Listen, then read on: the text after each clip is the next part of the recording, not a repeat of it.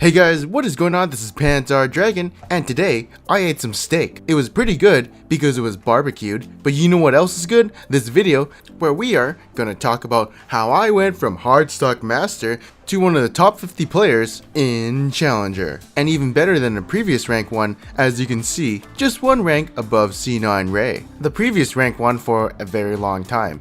But also this video will be sponsored and edited by Pro Guides. I highly recommend signing up for Pro Guides to get your rank higher so that you can get better end of season rewards. But with all that being said, let's get started.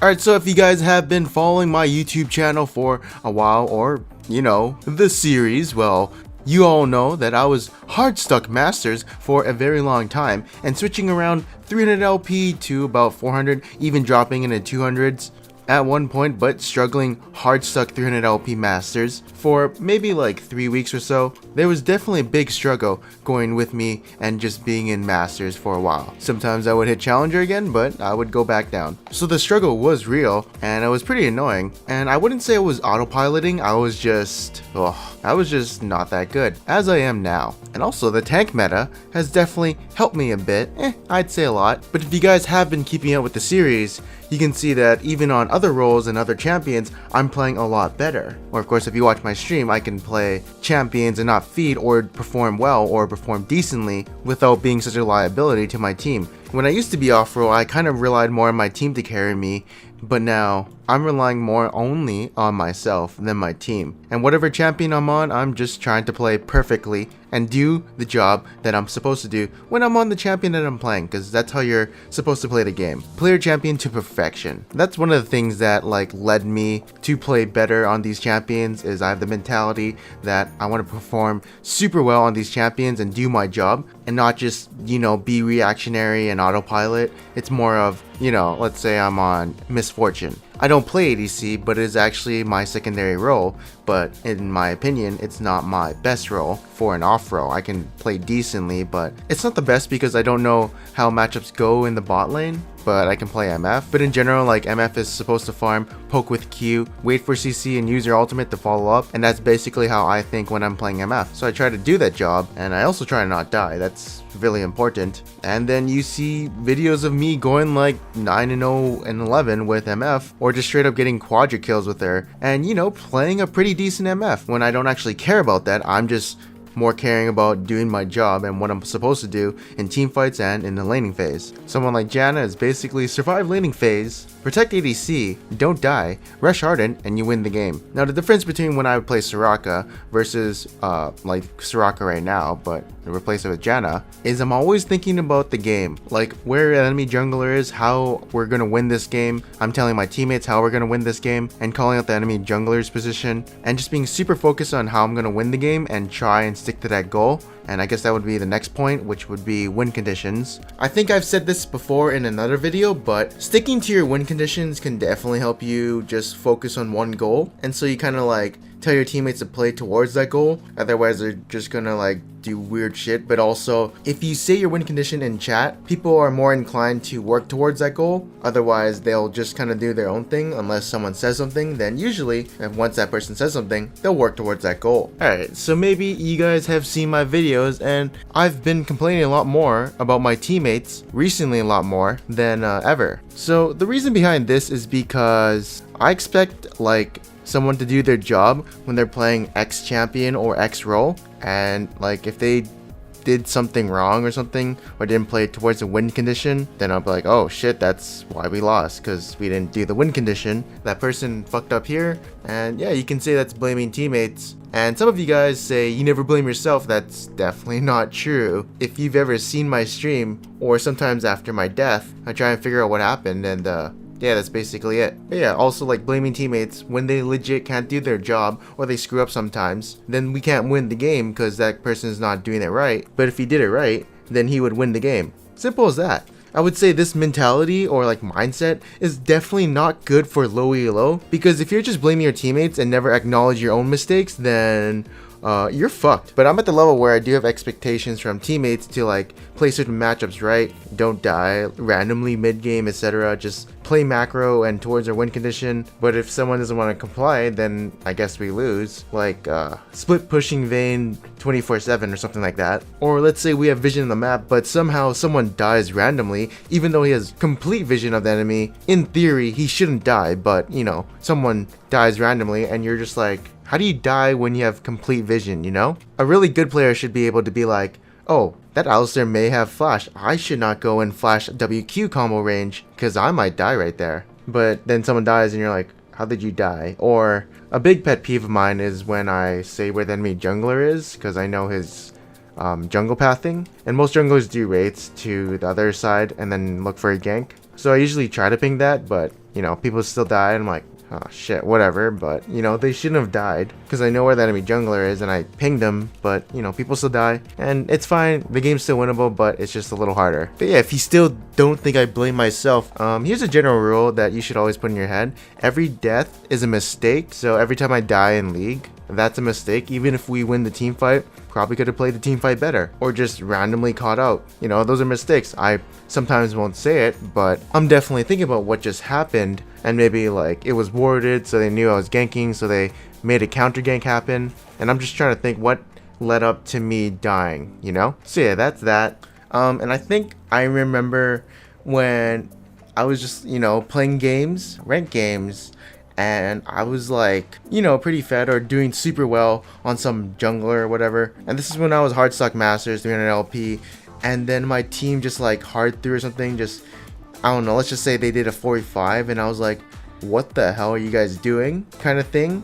And then I think from there I grew into the mindset that like my teammates are shit. But from that point there, when I realized that they were shit or whatever, that leads into the mindset of like, I gotta do everything myself and I gotta do my job because I can't trust anyone in whatever. So yeah, basically only trusted myself. There are certain players who I know are good, so I'll just be like, yeah, this guy's good, he'll do his job. Players who autofill won't do their job. Sometimes they'll just like get stomped or screw up, etc. But mostly people in their main role will do their job. So, you know, trust reliable people. They know their matchups if it's their main role. So that's why you can, you know, trust them. And I can play off my, you know, trusted teammates more than the autofill AD carry or whatever, because he doesn't really know what he's doing. And yeah, I've learned to play off good players basically, and you get your carries fed and you'll win the game. Now also there are some other habits I've picked up on, such as dodging if we have 3 junglers on the team. Like, unless the enemy has 380 carry mains on another team, we won't win because we're just not as good in our secondary role, and there's a very high chance that we're probably gonna lose if the enemy team has a bunch of main roles. So yeah, those are things that only happen in high elo games because there's such a small amount of people in high elo compared to silvers where you probably get like everyone on their role. But yeah, if I'm auto-filled like mid lane or top lane, I'll be like, fuck no, and I'll probably dodge because I realize that those 2 roles I usually lose on. Like, even if I play mid Kassadin against really good mid laners, I really don't know the role as much as I thought. And secondly, people just abuse the shit out of Kassadin early, and people know how to do that, so it's so annoying, and I just can't play that mid lane as well as top lane. Similar role, but people know that role better than me. The only thing I know is how to use my teleport and split push. The lane matchups, oh, that's just, I don't know. Like, if you're a challenger, Riven, Jace, etc., someone who has high kill pressure or something, ooh, I'm gonna get shit on, so I don't want to face that. So yeah, I never play those roles unless my team is very good and I see the players. Then I'm like, sure, I'll just try and not feed top or whatever. Oh yeah, also I do have a practice smurf. I use it to warm up and then I go on my main. That really helps a lot because it gets me into the mentality that my teammates suck, so it puts more like emphasis on me to do my job better and to not trust my teammates as much, because my intuition or how I play the game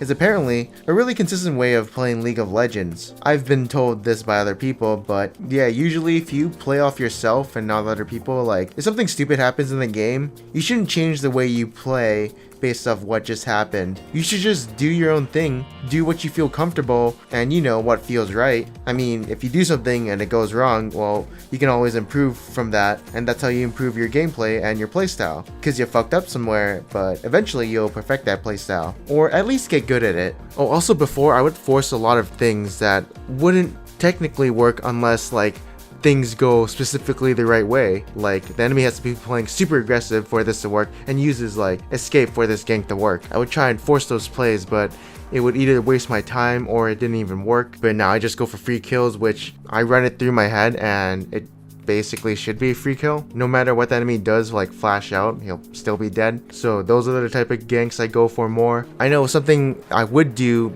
often before was if my teammates were losing, like we're 0-4, I'd be like, okay, shit, I gotta make something happen. I gotta force something super hard, otherwise we're just gonna lose. I do like panic ganks, etc. Force something really hard. Like, I mean, I think I still do that in times where I'm really desperate for something because I need to, otherwise we just straight up lose. But like, yeah, I would do panic ganks, and if they go wrong, shit, then that just puts me behind.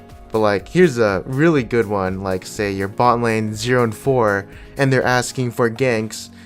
That's really fucking stupid because, say if your top side is winning, then you should do top side plays and play around your top lane. If your bot lane is just inting, unless your top lane somehow appears bot lane with a teleport, you going in 3v3 or even 3v2, you might die 3v2. If the enemy jungler is around, you're gonna straight up die 3v3. So like, if I'm playing with like masters or diamonds who think like this, I don't think they do. They just like stay quiet, but like I know in lower elos they do. If someone was like, gank my lane, I'm 0-4, help me, I'd be like, no, suck my dick, I'm gonna go help the guy who's 1-0. Just try not to intentionally feed and maybe we'll win the game. But yeah, with lanes, like I try and think more now.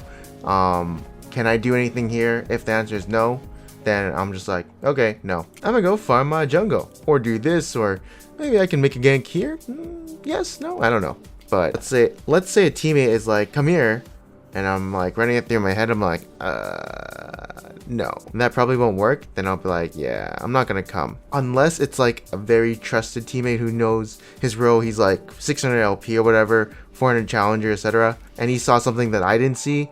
Then, you know, maybe if it's an autofill mid lane or something, I'll be like, no, I wouldn't trust that decision making. The only thing like people need to do is feed me information, flash down, control ward here, etc. Then I can make a plan to gank this person or the path around the wards and get a gank. I also read people's movements more. Like, let's say I'm about to gank someone, so I'm coming in and then I see them back off, then I assume the lane is warded in some way or I got spotted. So yeah, just reading people's movements is definitely really good because it shows their intention on what they want to do. Like, laners really need to know this because you might be getting ganked if someone plays aggressive all of a sudden when he was losing a trade. And yeah, I can read that more. I didn't used to, but now that like psychological mind games, they definitely really show that this game has a lot more in depth to it. And I picked up on that part, kind of. Also, blaming teammates is actually really helpful, especially for your mental, because if you blame teammates more, your ego doesn't get like